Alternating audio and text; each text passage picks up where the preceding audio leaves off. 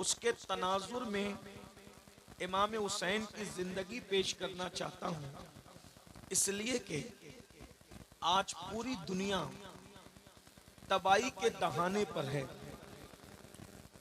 घरों से आग के धुएं उठ रहे हैं, बस्तियां जल रही हैं,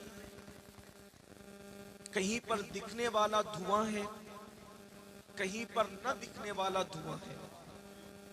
जुल्म का दौर दौरा है, जमीर फरोशों की मंडी लगी हुई है। इंसान जुल्म और जबर का शिकार है।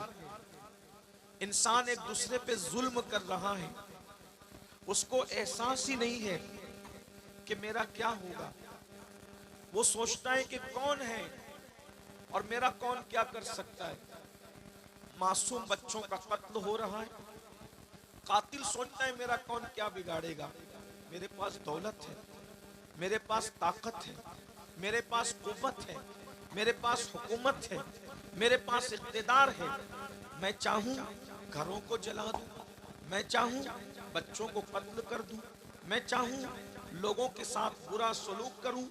इस तनाजुर के अंदर जब आप इमाम हुसैन की जिंदगी को देखेंगे तो इमाम हुसैन वो हस्ती है जिसने दुनिया को ये तसव्वुर दिया है कि जुल्म करना भी नहीं चाहिए और जुल्म सहना भी नहीं चाहिए। इमाम हुसैन ने वो बेदारी पैदा की है, जुल्म मत करो, बल्कि उनके वालिदे बुजुर्गवार सैयदुस सादात मौलाए कायनात सैयदना अली करमल्लाहु ताला वजहुल करीम फरमाते हैं, अल्लाह काफिरों को तो मोहलत देता है मगर अल्लाह जालिमों को मोहलत नहीं देता। जुल्म की उम्र बहुत ज्यादा नहीं होती और जालिम की उम्र भी बहुत ज्यादा नहीं होती। जब किसी को देखो कि वो जुल्म कर रहा है तो समझ जाना बहुत जल्द ये तबाही के दहाने पर पहुंचेगा, बहुत जल्द ये बर्बाद होगा, बहुत जल्द ये सफे हस्ती से मिटाया जाएगा। अल्लाह अकबर। आप अंदाजा फरमाएं, इमाम अली मकाम अला जद्दी वाली सलाम जुल्म के खिलाफ उठने वाली एक तहरीक का नाम है। अफसोस हमने इमाम हुसैन की करामतों को तो देखा, हमने इमाम हुसैन के फजाइल को तो देखा और देखना भी चाहिए, लेकिन किरदार हुसैन आज हमारी निगाहों से पोशीदा है। इमाम हुसैन उस जरी, उस बहादुर और ऐसी ताकतवर हस्ती का नाम है जिसने वक्त के जालिम के खिलाफ सीना सिपर होकर के मैदान करबला में आकर के खड़े हुए थे और दुनिया को बताया था जब जुल्म हो तो जुल्म के खिलाफ खड़े होना चाहिए। अल्लाह अकबर। यजीद उस जालिम का नाम है जिसने सौतेली माँ पे जुल्म किया। यजीद उस जालिम का नाम है जिसने महरमात पर जुल्म किया। यजीद उस जालिम का नाम है जिसने शरीयत पर जुल्म किया। यजीद उस जालिम का नाम है जिसने कौम पर जुल्म किया। मेरे इमाम उसके खिलाफ उठ करके खड़े हुए और लोगों को बताया कि जालिम की हैसियत क्या होती है। याद रखना, जालिम ताकतवर नहीं होता बल्कि हमेशा जालिम बुज़दिल होता है। अल्लाह अकबर। मुझे जुल्म पर बात आई तो बात अर्ज करूं बड़ी माजरत के साथ, हम भी जुल्म करने जालिम हैं हम लोग। हुसैनी कभी जालिम नहीं होता, हुसैनी मजलूम तो हो सकता है, जालिम नहीं होता। लेकिन आज हम जुल्म कर रहे हैं। बेटियों पर बाप जुल्म कर रहा है, बीवी पर शौहर जुल्म कर रहा है, मुक्तदी इमाम पर जुल्म कर रहे हैं, पड़ोसी पड़ोसी पे जुल्म कर रहा है। हम भी जालिम हैं। थोड़ी सी दौलत आई, जालिम हो गए। बीवी पे जुल्म क्या है? एक बीवी के होते हुए किसी दूसरी औरत के साथ नाजायज ताल्लुकात कायम करना, ये बीवी पे जुल्म है। और याद रखना, जालिम जुल्म करके सो जाता है मगर मजलूम को नींद नहीं आती। मजलूम भी जागता है और मजलूम का खुदा भी जागता है। और ये बात याद रखना, वो बद्दुआएं जो जबान से निकलती है वो उतना इंसान को तबाह नहीं नहीं करती जो खामोश बद्दुआएं इंसान को तबाह। सही बात, हक है। खामोश बद्दुआओं से डरो, ये खामोश बद्दुआएं बड़ी खतरनाक है। लंका में लगने वाली आग उतनी तबाही नहीं मचाती जितना खामोश बद्दुआएं इंसान की जिंदगी में तबाही मचाया करती है। ये खामोश बद्दुआ क्या है? खामोश बद्दुआ के कोई अल्फाज नहीं होते, खामोश बद्दुआ की कोई आवाज नहीं होती। खामोश बद्दुआ सिर्फ निगाहें उठा करके किसी की तरफ देखती है, और जिसकी तरफ देखती है फिर उसका हाल ये है कि अल्लाह अकबर, मेरे आका फरमाते हैं मजलूम की आह से बचो, मजलूम की बद्दुआ से बचो। अल्लाह के और मजलूम की बद्दुआ के दरमियान कोई पर्दा नहीं है।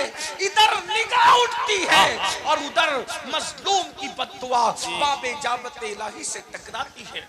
मेरी बात तवज्जो से सुनना। आज मैं किरदार इमाम हुसैन पेश करने जा रहा हूं, लेकिन बात मजलूम और जालिम की आई है तो एक बात आपके सामने पेश करूं। आज दौलत है, फैक्ट्री है, माल है, कितने जवान है जो बीवी के होते हुए किसी न किसी के चक्कर में फंसे हुए हैं, वो जालिम है। ये हंसने की बात नहीं, ये हंसने की बात नहीं, बल्कि पलट कर एक बात और कह दूं, कुछ ऐसी जालिम औरतें भी हैं जो शौहर के होते हुए किसी और तरफ अपने दिल को लगाए हुए, वो भी बदतरीन औरतें। ये जुल्म है। और एक बात आपको बताऊं, कत्ल करना जितना बड़ा जुर्म है उससे बड़ा जुर्म बेवफाई करना है। शौहर का बीवी के साथ आज हमारे घर जल रहे हैं, छोटे छोटे नन्हे नन्हे बच्चे कभी माँ का मुंह तकते, कभी बाप का मुंह तकते हैं, क्योंकि जब किसी शौहर का दिल किसी और औरत से नाजायज तौर पे लग जाता है तो उसको अपनी बीवी अच्छी नहीं लगती, वो बीवी से लड़ता झगड़ता रहता है। और जब किसी औरत का दिल किसी गैर मर्द से लग जाता है तो उसको अपना शौहर अच्छा नहीं लगता, वो भी हमेशा उससे लड़ती झगड़ती रहती है।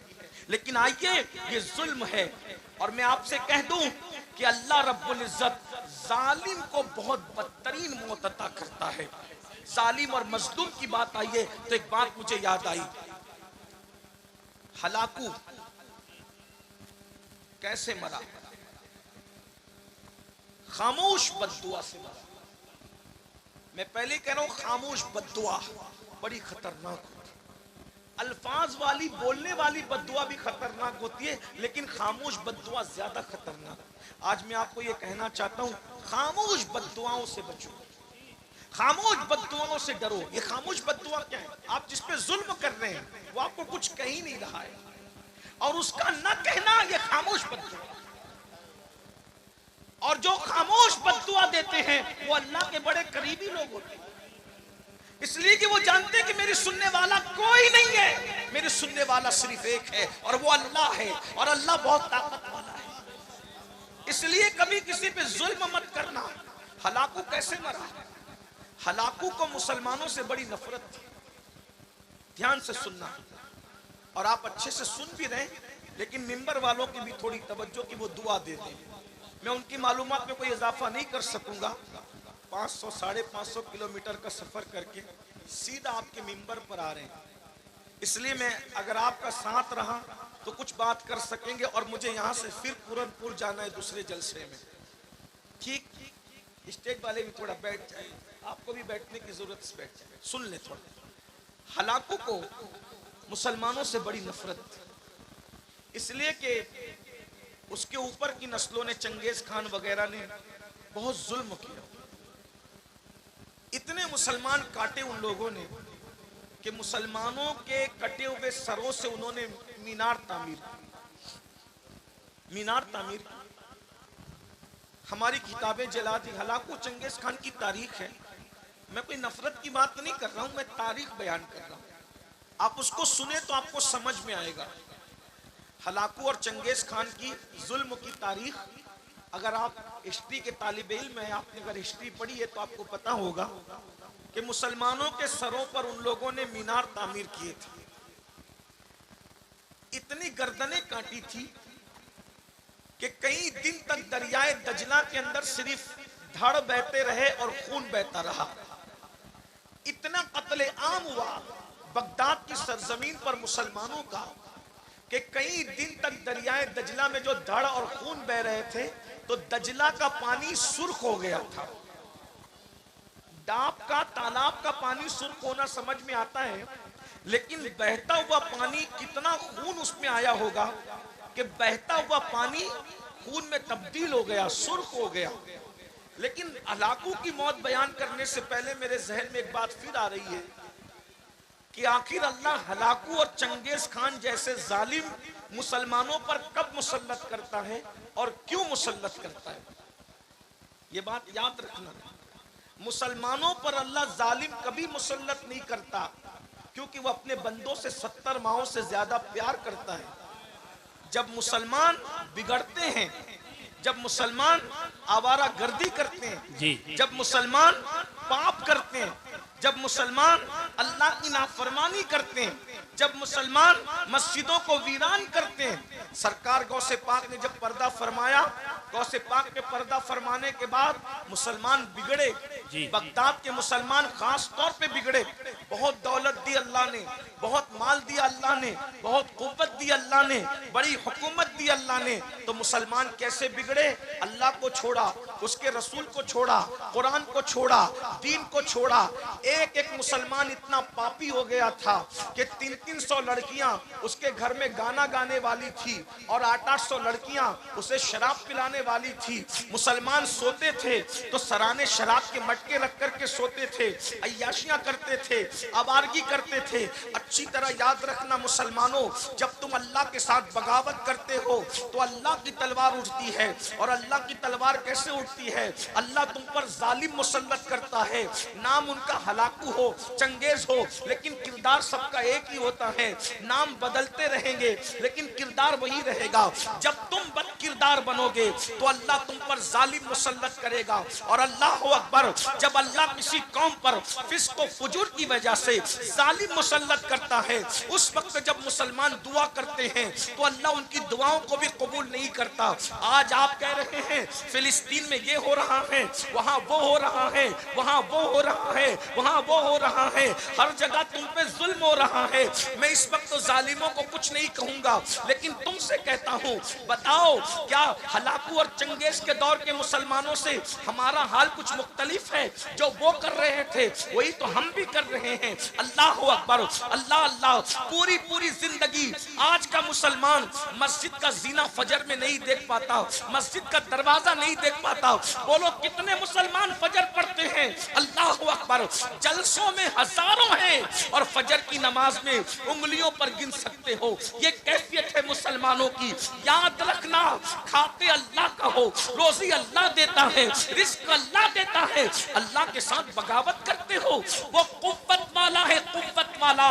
जब उसके गजब को कोई चैलेंज करता है तो फिर वो तुम पर जालिम, ऐसे जालिम और अल्लाह अकबर ऐसे बेमुरव्वत और सख्त दिल जालिम को मुसल्लत करता है कि फिर वो तुम पर रहम नहीं करते। लोग रहम की भीख मांगते हैं मगर वो रहम नहीं करते, क्योंकि अल्लाह जालिमों को मुसल्लत करता है। अल्लाह अकबर। मुझे बताओ, नमाज पर जुल्म करने वालों तुम पर जुल्म नहीं होगा, कुरान पर जुल्म करने वालों तुम पर जुल्म नहीं होगा, दीन पर जुल्म करने वालों तुम पर जुल्म नहीं होगा। अल्लाह अकबर। इमाम हुसैन से मोहब्बत की बात करते हो, मौला हुसैन ने करबला में दीन के लिए पूरा घराना लुटाया। क्या कहते हैं घराने को? अरे घराना किसे कहते हैं? जवान बेटा लुटाया दीन के लिए, 6 महीने का मासूम लुटाया दीन के लिए, उनकी बेटियां, बहुएं, बीबी, अल्लाह अकबर, बहने, उनके दुपट्टे लूटे गए सिर्फ इसलिए कि उनके दुपट्टे लूटेंगे तुम्हारा दीन बच जाएगा, हमारा दीन बच जाएगा। हमने कोई परवाह की? हमने तो खूने हुसैन को शरबत और खिचड़े पे तौलने की कोशिश की। याद रखना, अगर एक छोटा सा घरौंदा कोई बच्चा बनाए और उसका बाप उस घरौंदे को तोड़ दे तो बच्चा भी अपने बाप से नाराज हो जाता है, मेरा बनाया हुआ घरौंदा क्यों तोड़ा, क्योंकि मैंने बहुत मेहनत से मिट्टी लाई थी। बच्चे के बनाए हुए घरौंदे को बाप लात मार के तोड़ दे तो बच्चा भी बाप से नाराज होता है कि आपने मेरी मेहनत को तोड़ दिया। बताओ सुन्नियों, जब तुम इमाम हुसैन के नाम के नारे लगाकर मस्जिद को वीरान करते होंगे तो इमाम हुसैन की मेहनतों पर सवालिया निशान खड़ा होता होगा, तो करबला में इमाम हुसैन कितना बेचैन होते होंगे। नहीं लगता आपको? आपके बच्चों की मेहनत को आप घरौंदे की शक्ल में तोड़ दो तो बच्चा तड़पता है। इमाम हुसैन के लाडले की शहादत को जब तुम भूलते होंगे, दाढ़ियां मुंडाकर गटरों में फेंकवाते होंगे, तो उस वक्त इमाम हुसैन के दिल पे क्या गुजरती होगी। 18 साल का कड़ियल बेटा मैंने इसीलिए कुर्बान किया था। और जो इमाम हुसैन को तड़पाएगा करबला की जमीन पर, तो क्या वो नहीं तड़पेंगे दुनिया में? आज क्यों तड़प रहे हो? हमारी दुआएं भी कबूल हो पा रही है? सब दुआ कर रहे हैं, सलीम मियां से लेके अमीनुल कादरी तक, कुतुब अब्दाल सब दुआ कर रहे हैं फिलिस्तीन पे मदद नाजिल कर। मदद आ रही है? मदद बताओ, कहीं आ रही है मदद? क्यों? तुम नबी और आले नबी को मजार में तड़पाओ अपने किरदार से, और फिर सोचते हो कि तुम्हारी जिंदगियों में बहारें आ जाए। मुमकिन नहीं है। जब कोई लड़का किसी लड़की के कंधे पे हाथ रख करके उसको पार्क में ले जाता होगा बदनियती के साथ, तो इमाम हुसैन के दिल पे क्या गुजरते।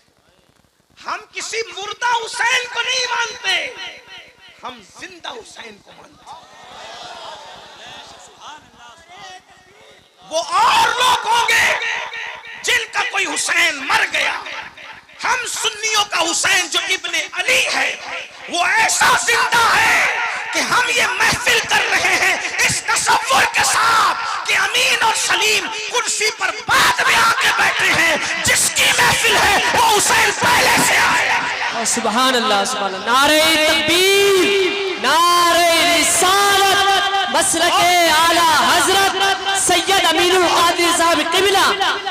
और वल्लाह ये मैं कोई लफ्ज़ी नहीं कर रहा हूँ। ले आओ किसी आंख वाले को जिसको खुदा ने दिल की आंख दी है। हुसैन की जलवागरी ना हो तो गुलाम।